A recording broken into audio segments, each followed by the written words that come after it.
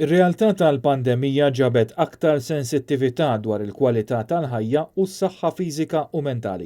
Din is-sensittività kienet diġà preżenti fid-dokument dwar il-Viżjoni Ekonomika 2020-2025, iżda bil-miġja tal-pandemija din il-viżjoni kienet imġedda. Sostna dan il-President tal-Kamra tal-Kummerċ il-Perit David Chwiereb waqt laqgħa ma' delegazzjoni tal-Partit Nazzjonalista.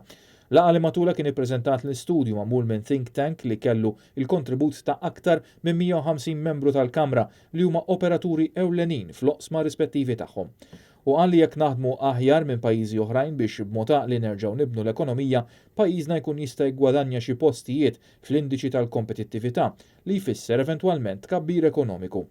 Min-naħa tiegħu il-kellim tal-Oppożizzjoni għall-Finanzi Mario De Marco qal il-pandemija kixfet il-fraġilità kemm tal-ħajja kif ukoll tal-ekonomija, iżda fl-istess waqt ipprovdiet ukoll opportunità u xprun f'ċerti oqsma bħal kummerċ virtwali. U esprima l-appoġġ sħiħ tal-Oppożizzjoni għall viżjoni ekonomika tal-Kamra tal-Kummerċ u jittama li qed jiġi żmien li jkun hawn pjan ekonomiku li jkun wieħed li jkollu appoġġ nazzjonali. Il-keliem għall-ekonomija Claudio Grech qal li l-viżjoni tal-Kamra tal-Kummerċ hija blueprint ta' pjan ekonomiku nazzjonali u faħħar il-Kamra tal-Kummerċ bħala mudell ta' kif tkun infassla politika f'pajjiż modern. Kompla li d-diskors ta' bilanċ bejn l-ekonomija u s-saħħa u diskors li ma jreġix.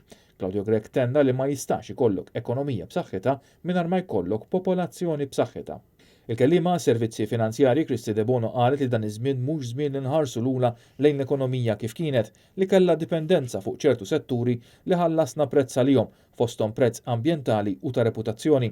Qalet li dan iż-żmien jista' jkun ta' opportunità jekk il-Gvern ikun għaqli, effiċjenti u effettiv fin-nefqa tiegħu u fl-użu tal-fondi Ewropej.